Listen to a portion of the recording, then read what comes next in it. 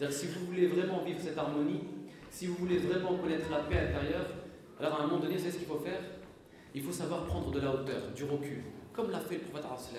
À un moment donné, il s'émancipe, il s'affranchit de l'actualité de la Mecque, une actualité brûlante, mouvementée.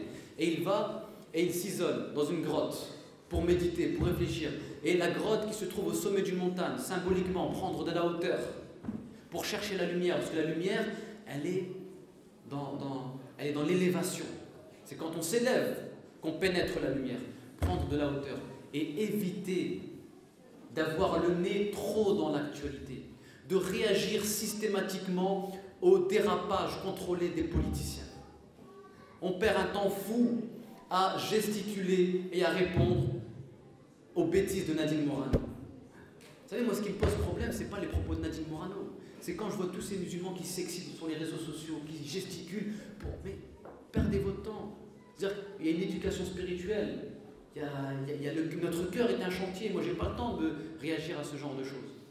J'ai pas le temps. On a le nez trop dans l'actualité. On est trop prisonnier de ça. Et parfois, c'est qu'on a enfermé l'islam dans certaines causes.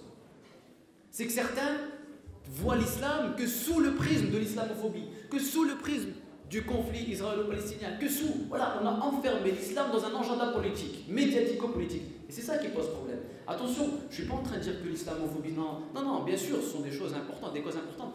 Mais il ne faut pas enfermer l'islam dans ça. L'islam est au-delà de ça. Et nous sommes un peu trop prisonniers de l'agenda médiatico-politique qui vient cadencer notre existence. On vit au rythme des images télévisées. Et ça, c'est pas bon. Parce que la télé, aujourd'hui, c'est elle qui nous dicte les émotions. C'est elle qui dispense les idées, les opinions, comment vous devez penser. On est dans une forme d'uniformisation de la pensée, uniformisation du goût, des émotions, tout ça. Et ça, il faut s'en affranchir. Vous ne pouvez pas cheminer spirituellement si vous ne savez pas, à un moment donné, prendre du recul et de la hauteur vis-à-vis de ceci. C'est impossible. À un moment donné, il faut arrêter de gesticuler parce que dans la communauté musulmane, on a l'impression d'avoir affaire maintenant surtout à des gesticulateurs qui s'excitent et qui pensent avoir un avis sur tout, qui sont à réagir en permanence de manière intempestive à tous les problèmes. Et puis on manque d'action profonde, discrète, rigoureuse, qui demande de la concentration, qui demande de l'éducation.